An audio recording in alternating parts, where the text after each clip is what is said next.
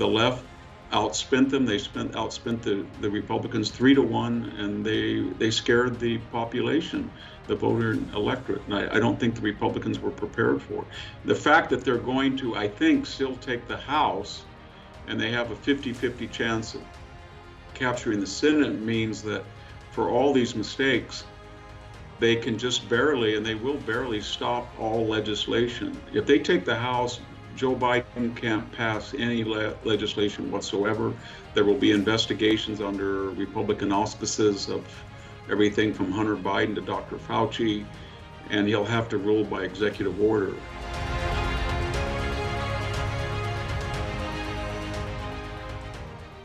It's impossible to remember US midterm elections that were so anticipated, so controversial, and so polarised as these last have been. President Biden and much of the media have been stating that with these elections, American democracy is literally at stake. Both parties have become more ideologically zealous over the past 6 years especially, with the Democrats becoming radically progressive and the Republicans being reshaped by Trump's Make America Great Again movement. Now that the midterm ballots are in, it's a time to analyse the state of American politics and society, and it's hard to think of a man more fit for that task than today's guest, a regular on our conversations, Senior Fellow at Stanford University's Hoover Institution, Professor Victor Davis Hanson. Well, Victor, thank you very much for being with us again. We're obviously talking about something that is of monumental importance for America and for the world, in my view, the midterm elections. We're talking pretty much as they're still unfolding, or the results are still unfolding. Can I begin by saying that as an observer and admirer of America, midterm outcomes are usually shaped largely by the popularity and standing of the president and whether people think the country's going in the right direction. Well, you look at this, my understanding is that the vast majority of Americans do not believe the country's going in the right direction. President Biden is not enjoying a strong standing and popularity. That was a predicted red wave. In Australia, that would mean the left side of politics, but in America, it means Republican. A predicted red wave. It turned into something like a trickle, and we still don't know yet whether the Senate will flip or not. In a short question, what happened? Well, it's a good question. I don't think anybody quite can figure it out because, as you say, a president in his first 4-year term has a midterm election where 1/3 of the Senate, the upper house, and all of the representatives in the lower house are up for election. Human nature being what it is, usually candidates promise a lot and they don't perform as well as their expectations. So traditionally, a president loses about 25 seats in the House and 2 or 3 Senate seats. And then we have historical trends that can either diminish or amplify that fact. And one of them is the president's poll ratings. If a president is around 40%, then we get into 1994 Bill Clinton territory or 2010 Barack Obama territory, where you are Donald Trump 2018, all of whom had about 40% approval, and they lost respectively 63 seats, 53 seats, and I think 40 seats. So when Joe Biden is around 40%, and his main agendas on the border, inflation, fuel, crime, foreign policy are polling below 45%, 40% approval. And they are also polling in the mind of the voter as the most important issues. Everybody looked at this as a perfect storm. They said, weak president, traditionally in a vulnerable position in his first midterm, has brought in agendas that are unpopular. So we're forecasting anywhere from 35 to 50 seats and anywhere from 3 to 4 to 5 lost Senate seats. There is one caveat that I think is very important to add to this calculus, and that is In the case of the House, it was when I talk about major inroads of the out party, they're usually behind. They don't have control of the House. In this case, the Republicans didn't have control of the House, but they were only 7 down. So what I'm getting at is that if they had won 25 or 30 seats, that would have been analogous in their final tally to something like their enviable positions in 2010 and 1994, where they were way down and then they had to go way up. Here they were basically even. The other thing to remember is that the Senate flips over every 2 years with only 1/3 of its members. And the way it works is that sometimes they can be vastly asymmetrical in the number of Democrats or Republicans out of that 33 cohort or up. In this particular case, this was one of the years the Republicans had to field and protect a lot of offices that were up for re-election, and the Democrats had very little exposure, meaning the incumbents were mostly Republican, and the challengers and so their existing seats were pretty much safe because incumbents usually win, but the Republicans had a lot of exposures. Nonetheless, the Republicans were hoping, given the unpopularity of Biden, to win, as I said, 40 seats or so up, and maybe 3 to 5 Senate seats. And what we're looking at tonight, I'm in Arizona tonight in a hotel, I'm giving a lecture. I did one this morning on the election to win tomorrow. It looks to me like they will be up anywhere from 10 to 20 seats in the House, and they'll be lucky if they take the Senate. It's right now looking, it's starting to look like it'll be 49, 51, 51, 49, depending on who wins Georgia, which will have a special election because it has a unique and kind of perverse law that says that no one can be elected unless they have a majority of over 50%. Herschel Walker and Warnock will be doing the same thing again in December, and that will determine, I think, the fate of the Senate. And the reason is, so why did this happen, John? That's what we're trying to find out. And I think, in a nutshell, the Republicans felt that because 5 or 6 issues were polling the most important in the mind of the voters, and those issues were not polling well for the Biden, they were going to seize on them. And then they said that Democrats had seized on abortion because of the repeal of the Roe versus Wade was back to the states, and that was not an issue they felt that most voters cared about. And so everybody left and right had said this was a classic mistake on the part of the Democrats. And the polls showed that the Republicans had almost caught up by early October. They were in the polls in most cases ahead of the Democrats.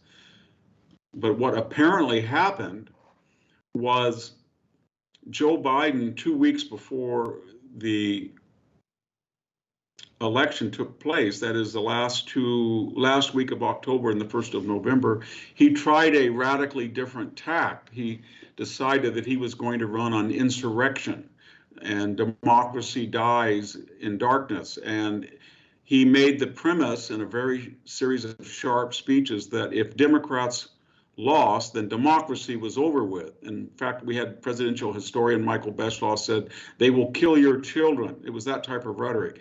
If you let these people who storm the Capitol take control, and they will, they're election denialists, they're nihilists, they're anarchists.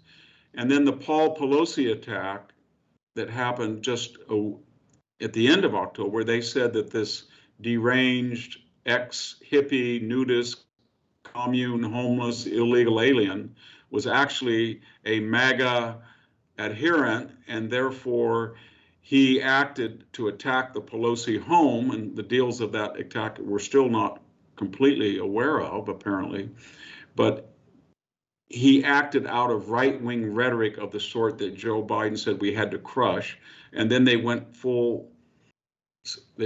whole hog, so to speak, on abortion, and said they framed the abortion debate in the sense that we want to protect young women who will die, because even though Roe versus Wade turns it over to the states, these lunatic states will bar abortion and young women will die trying to have back alley abortions. And apparently, from what we know from post polls, that those two issues galvanized young people and single women 20 to 30 that pretty much had not given an indication they were going to outperform their demographics, and they did.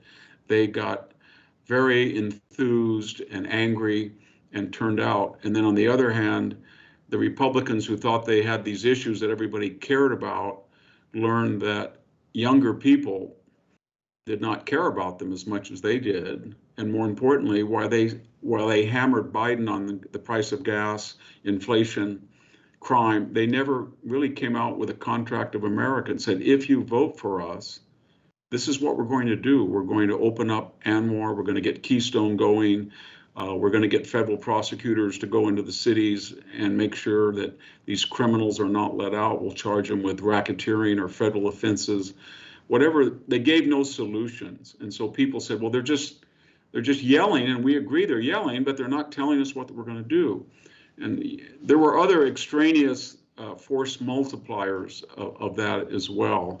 Donald Trump, I think, quite unwisely, a week before the election, started attacking Ron DeSantis, the Florida governor, who was very popular. And in fact, he's the bright spot. He had a landslide victory. And he said that he was Ron DeSanctimonious, and then later he made fun of his wife. He said he would bring out dirt against DeSantis, et cetera. And then that was unwise. And then he hinted that he was going to announce his intention to run. That may have galvanized left-wing voters who despised Trump to get out and vote, who might otherwise have sat it out. And it might have turned off DeSantis supporters from voting for Trump candidates after he insulted their favorite candidate. So Victor, to pick this up from where I sit on the other side of the world, and always reluctant to presume to know too much about somebody else's country, but the impression you get is that the failure here was on the part of the Republicans to craft a convincing narrative. And I find that staggering, given the extraordinary level of challenges that America faces internally, economic, inflation, all of those sorts of issues, and externally with very real threats to America's position in the world. Why is it so difficult for the Republicans, it seems, to mount a clearer narrative, given that everyone says they've got the leadership in the wings, so to speak, the people coming through? Yeah, usually the nominal head of the party is either the current president or the ex-president, or somebody who by acclaim will probably be the next president. In this case, Donald Trump fulfilled two of those criteria. He thinks he's going to be the next president, and he was the last president. So in a usual midterm election, Trump would then assume the mantle of the party unifier. And that would have entailed two or three things. He would have said, look, the message is that these people are McCarthyites, and they're equating their own defeat with insurrection. But it's absurd, because in sort of an egocentric idea, all they're saying is if we lose, then democracy is done. If we win, democracy is okay. And he could have exposed that. Then he could have said, and Joe Biden is buying off the electorate. He's emptying the petroleum reserve. He's giving amnesty to marijuana convictions. And most importantly, he's forgiven illegally $500 billion of student debt. And that's all intended to get you students to come out, and young people and young women on the abortion to come out. But this is why you shouldn't do this. Here is your inflation, your crime, your border, and this is what we're going to do about it. But instead of that leadership, he was engaged in a fight against Mitch McConnell on whether his candidates that he endorsed would be those that the Republican establishment endorsed. Anybody who voted for his impeachment or criticized him, he attacked. And he was raising money separately from the Republican congressional funding. And then he was very worried about Ron DeSantis. And the result was there was no coherent leadership from everybody. There was no contract like Newt Gingrich had done in 1994, contract with America.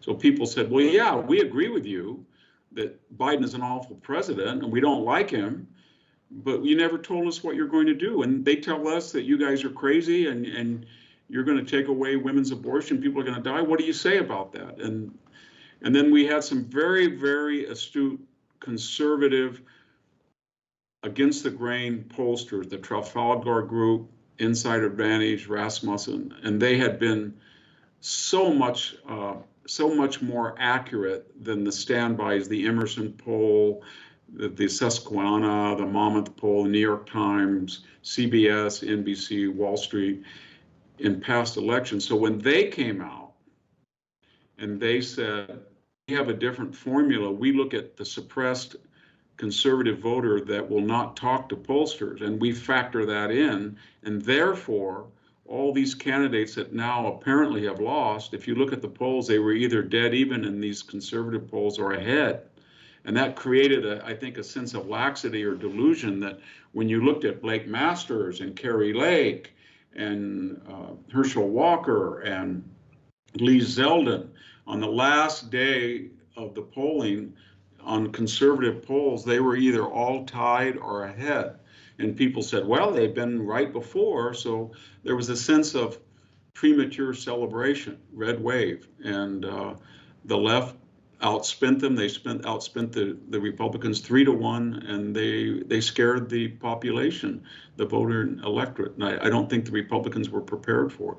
The fact that they're going to, I think, still take the House, and they have a 50-50 chance of capturing the Senate, means that for all these mistakes, they can just barely, and they will barely, stop all legislation. If they take the House, Joe Biden can't pass any legislation whatsoever.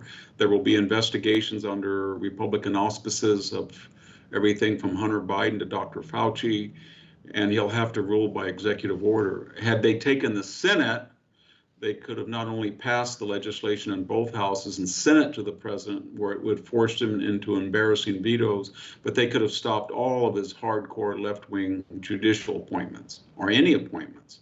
And they were prepared to do that. But I don't think that's more tenuous now as we're talking.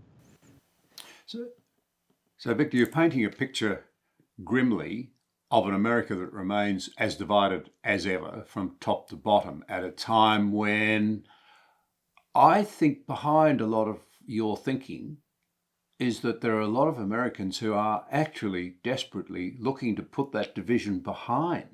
Yeah, they are.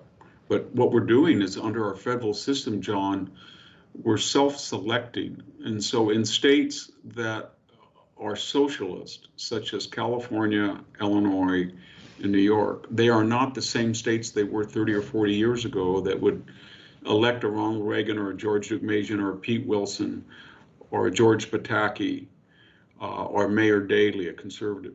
They are very progressive neo-socialist states, and they're broke or they're not working and they're highly taxed and they're getting enormous exoduses.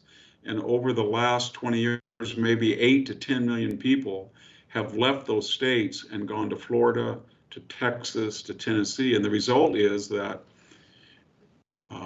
a guy like Beto O'Rourke can spend $100 million and he's never going to win in Texas, because every conservative from these blue states will go to Texas, and they get hyper conservative. By the same token, when you leave these blue states, a good candidate like Lee Zeldin or Tiffany Smiley in Washington or Tudor Dixon in Michigan against a very poor Democratic candidate is not going to win, because those states are becoming bluer and bluer as conservatives leave them.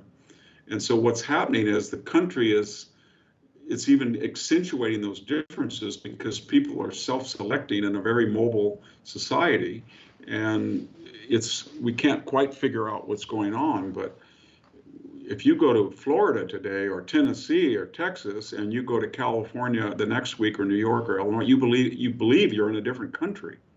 They're becoming that different.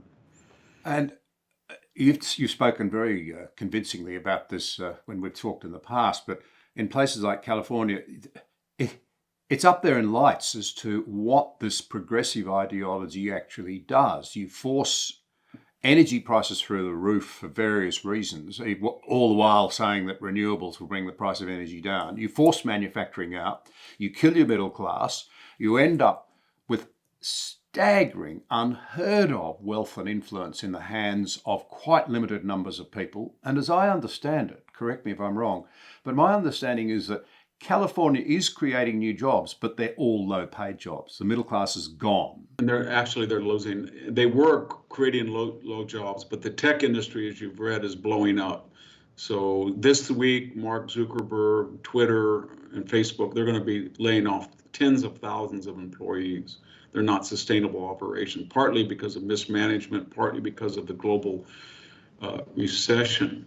So a lot of people look, I guess that it would be analogous if you look at the EU today, and let's just take for an example, Switzerland was a member of the EU, and it had a free market economy, and it was less socialist than it is, and people were free to go there, and they all spoke the same language. You could see what would happen to the EU. People would be going in every direction. Leftists would be going to left-wing countries. Conservatives would be, if they had common ties. What prevents that is that these are separate nations. But here in the United States, we're creating separate nations, but of Americans that have common ties, and the common ties are attenuating as politics.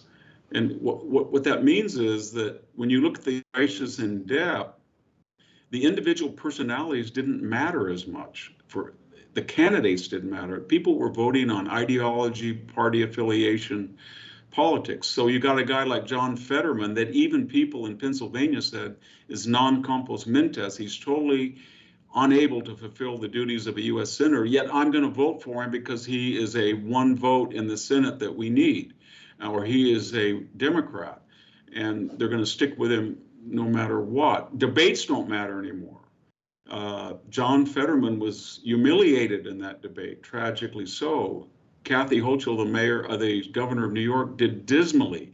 Carrie Lake, the contender for the governorship here in Arizona, where I am today, she tore up her Miss Holmes, her opponent. They didn't matter. And candidates just refused to debate, that was always the mark of a loser in American politics. They were cowardly. They weren't up to it. But there was no downside. They just said, we're not going to debate. And so everything that had been the particulars and the ingredients to winning or losing are they're being airbrushed out. We're getting down to a hardcore, you're either with me or you're against me, a partisan ideology. And it starts from the left. And in reaction to it, a beleaguered conservative said, we're going to be doing the same thing. And then there's a final equation, John, that's very important. The way that an election is conducted in America today bears no resemblance whatsoever to the way it was 10 years ago in 2012. 2012, about 25 million ballots were cast absentee, or what they called in some states early voting. You could vote in a series of consecutive days. But all of those states that did that small percentage, had about a 5% rejection rate. That meant if a mail-in ballot came in, there were so few, they examined them very carefully. They said, the name is not complete, out. The address is not complete, out. The name and the address does not match the registrar's computer list, out. They forgot to sign their name, out. The ballot came in 2 days after, out. But when they changed under the cloak of COVID in 2020, these state legislatures, and it was just a very, very systematic effort funded by Silicon Valley to sue in the courts to say that this was racist, discriminatory. You could just have your first name. You could send your ballot in late. All of those variables were enacted illegally, and now they're all under appeal, and they will be appealed, but too late. The result was that the rejection rate in most states went down to 0.2, 0.3. That was a magnitude of 10. At the same time, the absentee ballots and early ballots went over 100 million. So you had basically, in the space of a decade, reduced election day and hollowed American holiday almost not officially, but de facto, into a construct. It was irrelevant. Only 30%, 40% were actually showing up on election day. And they used COVID to do this, and they were very adept at changing the laws. They had the money, the capital, the media, the influence, Silicon Valley, and the Republicans had no idea what was going on. They were still fossils who said, on election day, we get out the vote. We get cars and pick everybody up. We go to the polls and vote. And they have not mastered that. And it was very apparent in this election that these ballots, we don't know when the ballots come in. There's no such thing in America as there was in 1960s, 70s, and 80s that on election day, people vote, and by 7 o'clock in the evening till midnight, they find it. They go to bed and they know who won. People in America go to bed, they won't know who wins for a week because these ballots come in at all different times. There are all different sorts of rules in different states, and it's an entire mess, and it's a real dagger to the heart of democracy. Yeah, it seems to me there are two other problems. One is that very often a campaign can swing right at the last moment. In a genuine campaign, something is uncovered very late in the piece. Well, if you've had a whole lot of people who have voted already, many of them will then have buyer's regret, but it's too late. You know, that's why you have a campaign, having been involved in them, right to the end, arguing your case, being under examination yourself, having to rebut answers so that voters have the maximum chance of making an intelligent choice. The other problem is that it feeds into this great problem now in America, where it's very easy to claim fraud. Yeah. And that becomes a corrosive cancer on trust. It does. And then especially when people who commit fraud or they're irregular have a preemptive defense that says, if you dare criticize me, you're a voter suppressionist or you're an election denialist. And we know what happened to you guys after January 6th. And then you add into, and you described exactly the fate of Donald Trump. He had a terrible first debate in the 2020 election against Joe Biden. He was rude, he interrupted, he thought he was going to and then he had a very competent and a very clear victory over Biden weeks later, but 60 million people had already voted. It was irrelevant. There's two other things in the equation that are force multipliers. In Georgia, we have a 50% majority. It's a state, and there's a couple like that. You have to have 50%. So now the whole nation will be sitting on needles and pins why this one particular state says the winner on election day is not the winner and neither one has 50%. So we're going to replay what we did in 2020, where Georgia held everything up. And then we have this crackpot idea of ranked voting, where you list 1, 2, 3, 4 candidates, as happens in Alaska or in the mayoralty race in New York. So we have 3 or 4 competing systems in these states, and they're not compatible. And the result is that Americans are losing confidence in the integrity of their balloting. And that's devastatingly bad for true democracy.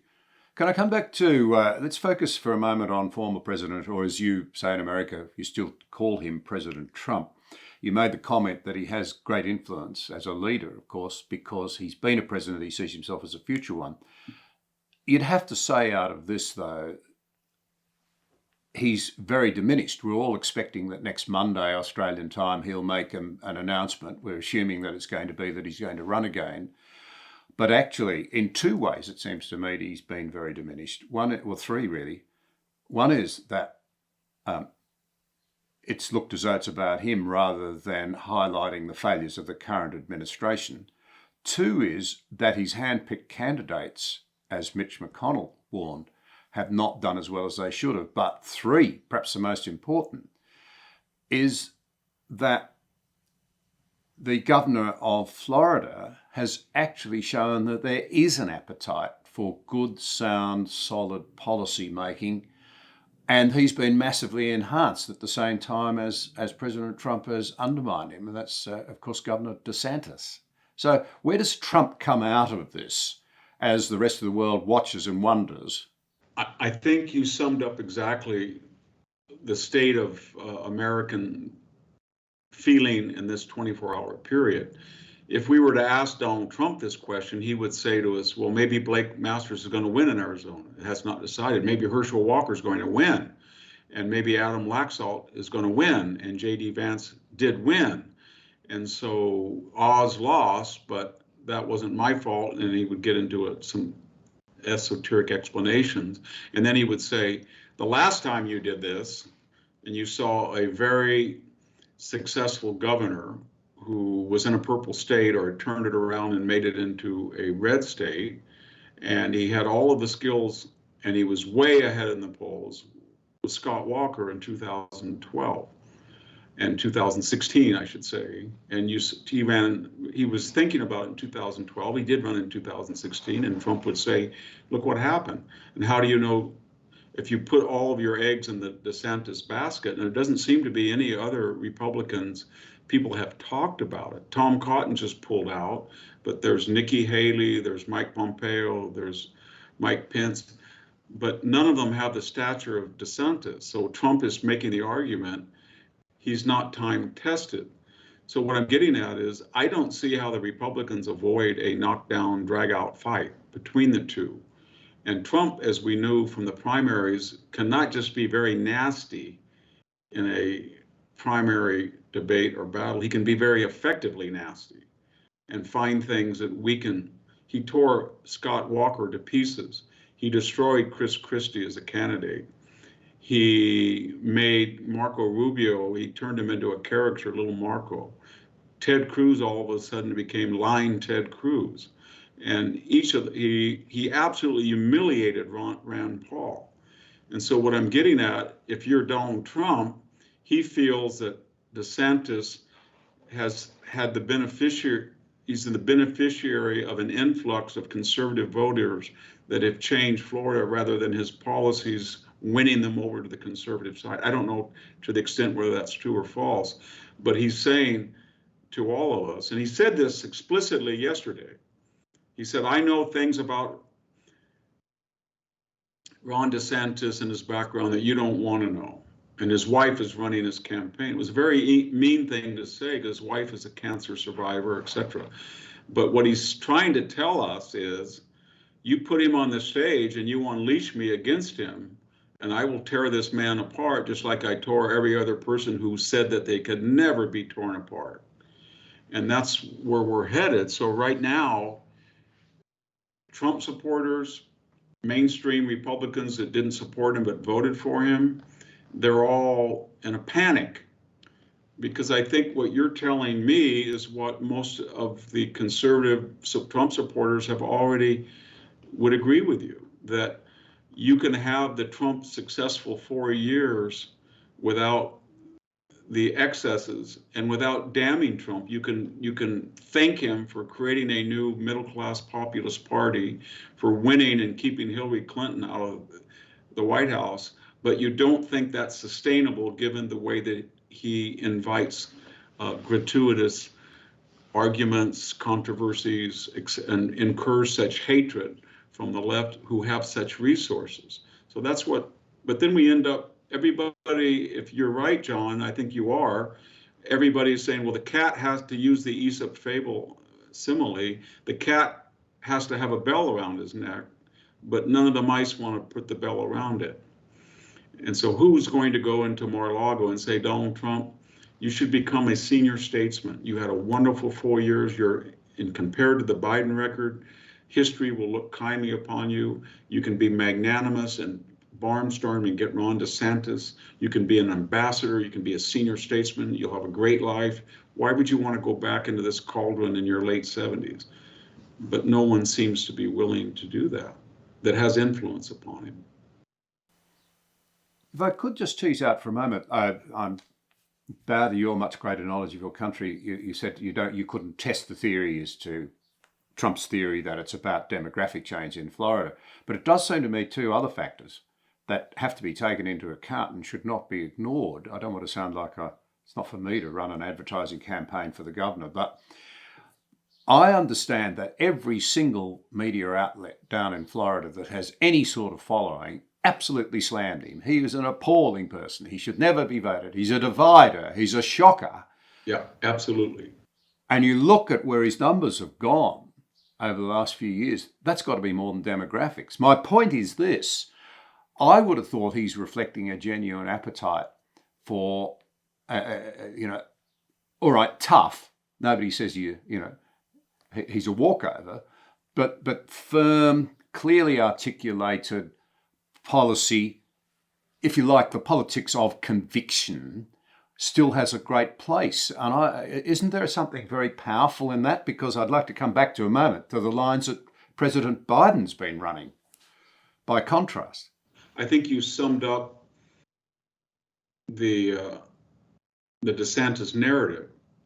He only won by a half a point against this very mediocre Gillum, who was an unimpressive candidate for governor, the Democratic, and then he had a lot of personal scandals and imploded. But everybody said he has the background. He's an Ivy League. He's been in the military. He's a very good speaker. He has an enormous intelligence, command of the facts, but he was a technocrat. He didn't have the fire in the belly. He couldn't. So what he had tried to do the last 3 or 4 years that says, I can be as tough as Trump on the left. I can tell Disney that if they're going to push down the throats of Floridians, that a transgendered experience when you go to Disneyland, then I'm not going to give them a special tax break. Or he can say to the critical race theory lobbyists, not in our schools. Or he can tell Dr. Fauci, we're not going to mask in perpetuity. And he can do it with a Trump-style fire. And he did that. And then the third element of that trifecta was he said, and I can do all this without getting on Twitter, without calling somebody an a-hole, or without insulting. And so you get Trump's vigor, but you get the agenda that we are indebted to him for reformulating the Republican Party, but you don't get the downside. And so you're absolutely right. If you look at this dispassionately, and I'm saying for somebody who wrote a book about Trump, I like Donald Trump, but if you're going to be dispassionate and empirical, Donald Trump took a big hit on this election, just simply because there was one state that performed exactly what conservative pollsters said would happen and what Democratic worrisome people feared what would happen, and what the media finally, in the last days, Democratic media, Republican media agreed it was going to be a tsunami, and it was. Not one Democrat won a statewide office in Florida. He flipped Dade County, that was almost 70% Hispanic. And so he was the great success story. And Donald Trump looked small because he was yelling at him when he should have been down there thanking him for helping the MAGA cause. And Donald Trump's candidates at this moment, we don't know, but it doesn't look like the Trump seal of approval was a guarantee they were going to win.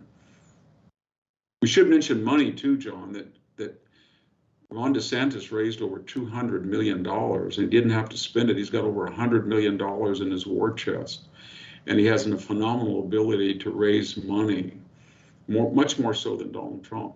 So I think everybody, I guess why, if you think I sound a little tentative, because as I'm trying to be empirical and read what the landscape is, for all the reasons I just said, people would be persuaded by, I think, what you're saying. But then if you're correct, and I think you are, then they shudder because they know Donald Trump won't back down, and they know that DeSantis is formidable and he's not going to back down. And you're going to see a huge fight that will tear apart the party. Whereas one of the ironies of this election was Joe Biden should have been destroyed in this election. Everybody said he should step down. There were Democratic people who were attacking him for not talking about the issues. Suddenly they're giddy at the White House. And I think it's going to be ironic that now Joe Biden says at 82, he's going to run for office. And I think otherwise he would have stepped down or retired, and he's going to be a very vulnerable candidate. And so people are saying they're going to be united and not fighting, but they have a very vulnerable candidate. We've got two good candidates, but we're going to destroy each other when we could just unite behind one and defeat Joe Biden. And since Donald Trump couldn't do that, DeSantis is the logical successor. But how do you convince Donald Trump and his supporters of that? About 25 or 30% of the Republican Party are just fanatical Trump supporters, and the Republican Party cannot win without them. And that would mean that Donald Trump would have to at some point say, after New Hampshire or Iowa, if he should lose, I want all of my supporters to realize we had a great fight, but we have to unite now behind Ron DeSantis. And I don't think that's something he's going to do, at least at this point. But this is all speculation. Yeah, but very, very depressing to contemplate, I have to say, for, if you like, the best interests of the global community as I see it. Can we come back? I'd like to explore that in a moment. Just come back, if we could, to we've touched on it. The lines that were coming from the White House and President Biden. He ran strongly on abortion rights. We've discussed that it was well down on voters' concerns, but I guess about getting people out, getting particularly young women out, and the threat to democracy from what he called the semi-fascists, which I thought was extraordinary. To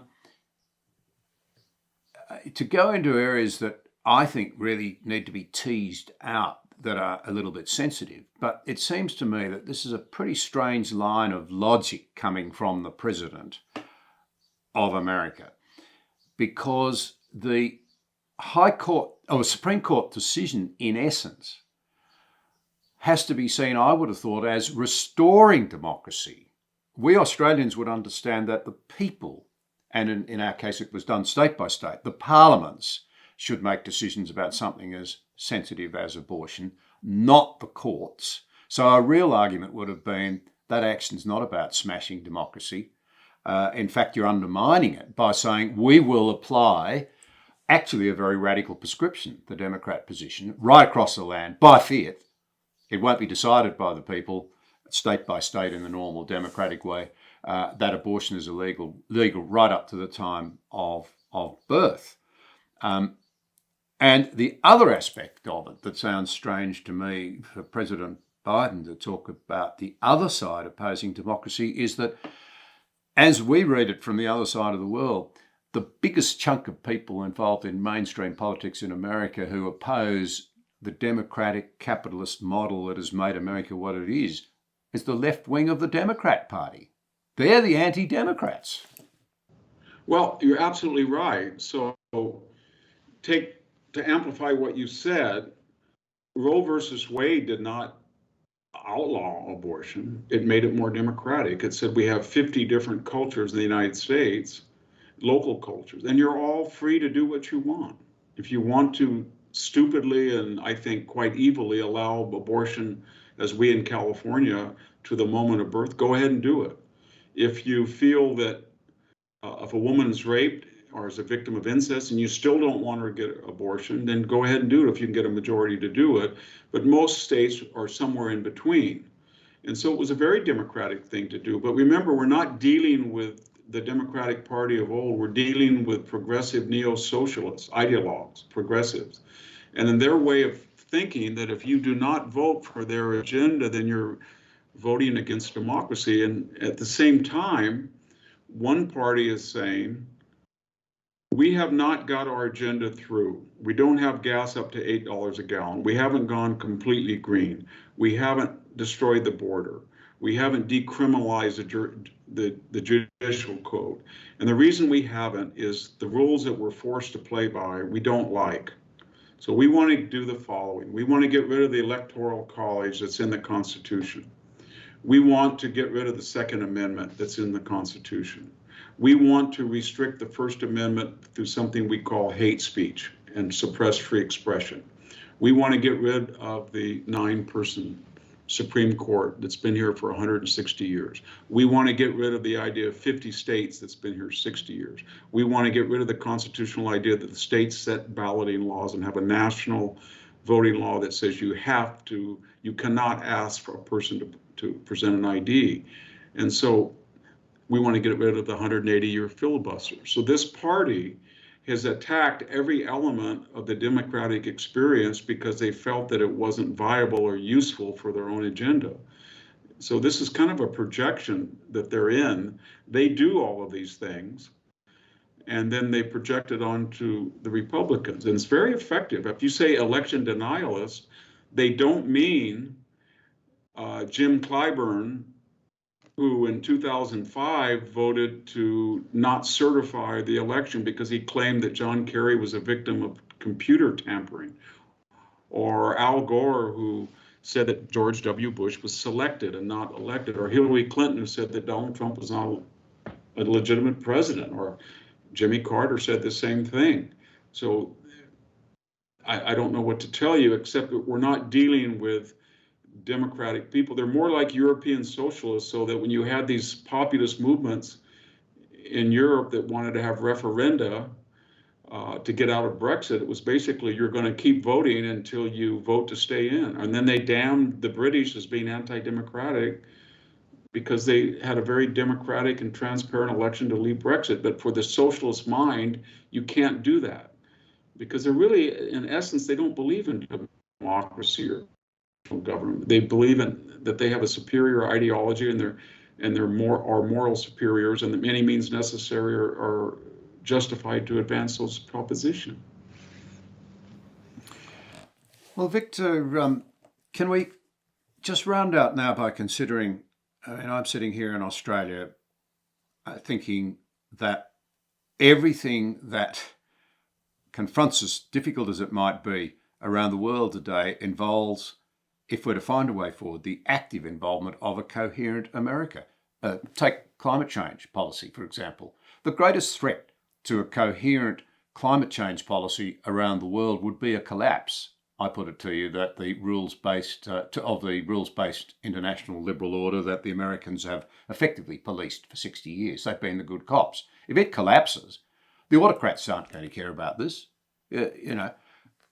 What's my point? My point is more broadly that there is a massive global interest in what's happening in an age when the new autocrats, and we all know who they are, believe that America is now so polarized, well, the West in general, but America in particular, so polarized, so degenerate, that it's a one-way street, it can't pull its way out, and we will fall into the laps of the autocrats over time, with or without some military assistance in terms of what they seem to be prepared to do.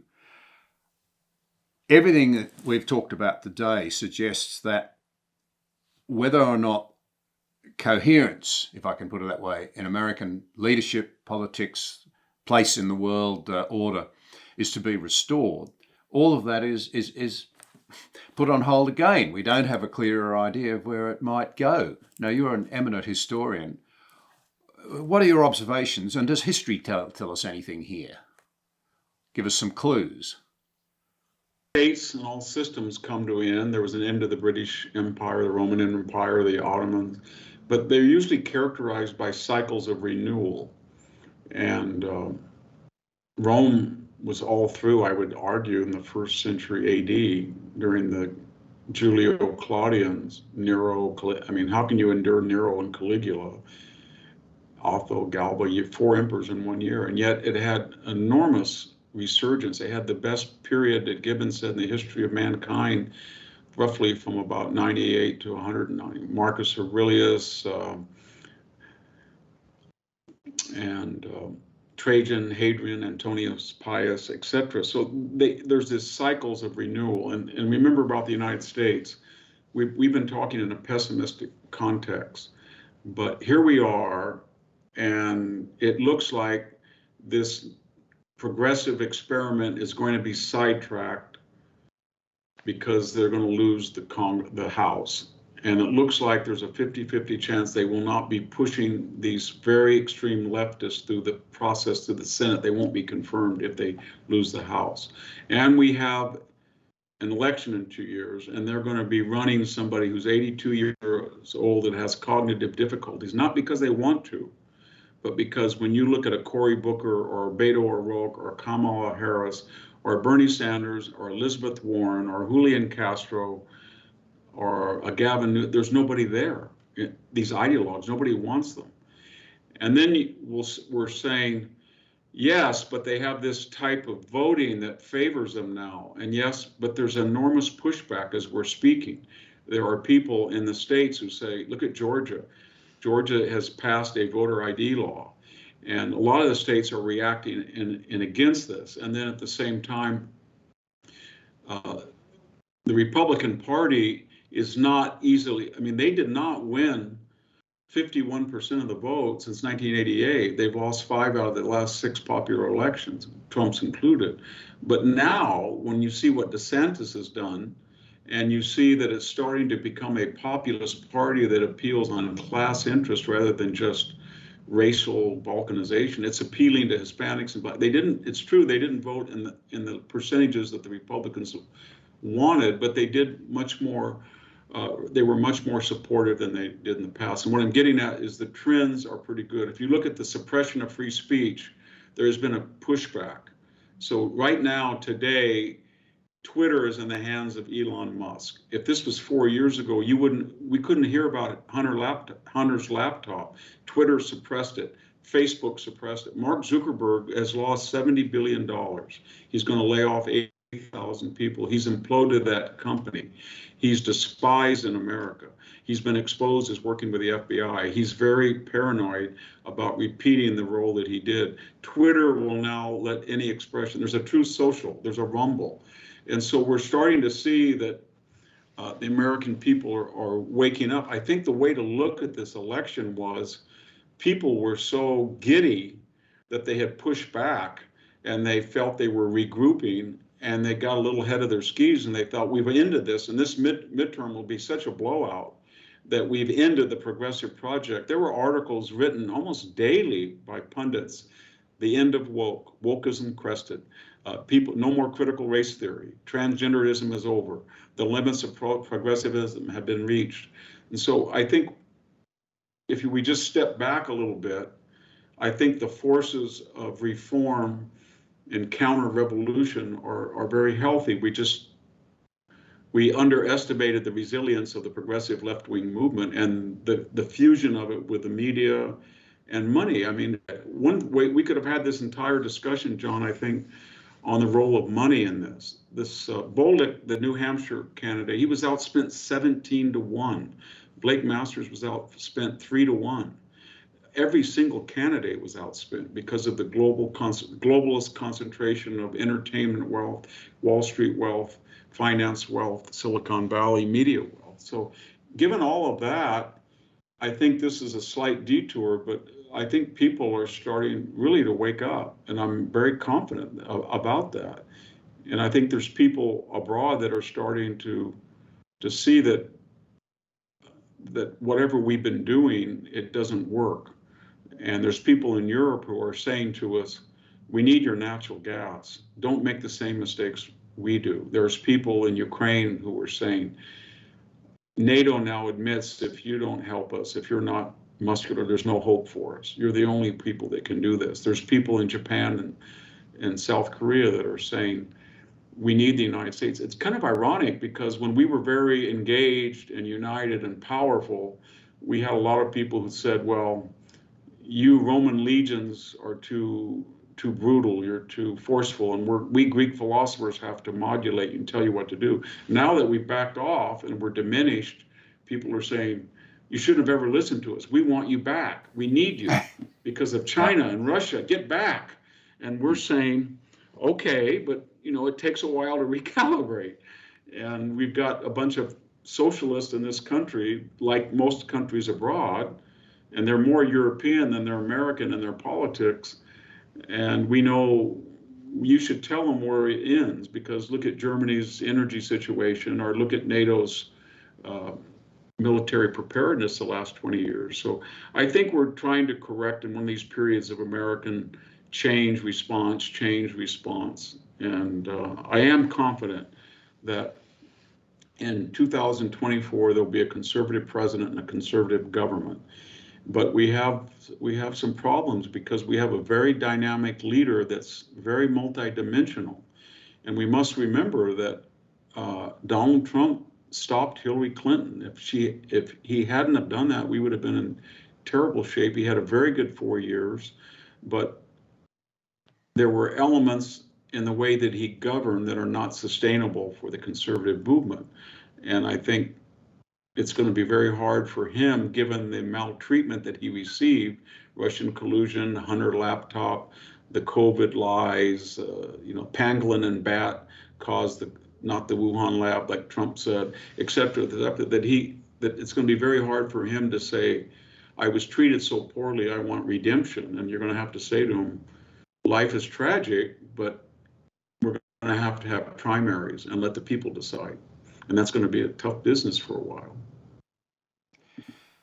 Victor, thank you not just for your time, but for the extraordinary thought and experience you're able to bring to bear on these things. And I guess the takeout is to remember what Edmund Burke said, you've got to speak up. All it takes for the wrong things to keep happening is for good people to, if you like, disengage. We need to be engaged. Yes, I think it's really important that we're in a period of, we have 50 million people, John, that were not born in the United States. It's the highest in percentages and actual numbers. And they have not been assimilated, integrated, intermarried at the level we have before. And we need to have civic education, inculcate America about its foundings, its maturity, its values, and more importantly, its alliances and its role in the world, its historic relationship with the English-speaking peoples. And it's very, I try to do that when I teach, but when you see somebody who's very left-wing, or they've just come from Venezuela, and you try to tell them, we have historical ties with Britain or Australia, or we have historical ties with Europe and Japan that supersede our ties with Africa or Latin America. That's a very hard sell, but we're trying to do that. In other words, we in America believe it doesn't matter what we look like if we have this Western outlook and Western values that from 2,500 years of civilization, especially our founding. But that's what we're engaged in. The subtext of all this political acrimony are cultural, existential problems with we are becoming a multi-racial society. It's not 90% European anymore, and we're trying to tell these new groups of people, you came here for a reason. You came because of the Western paradigm was dynamic and free and prosperous. And it's our duty to teach you about it. And we don't want you to come here and tear it down. And we don't want you to listen to the people who want you to come here and tear it down. And that's the great struggle we're engaged in right now. Can I just put it to you, if it's anything like Australia, it's often the people who have come here who, once a few ideas are triggered in their mind, they say, hey, we came here because of these things.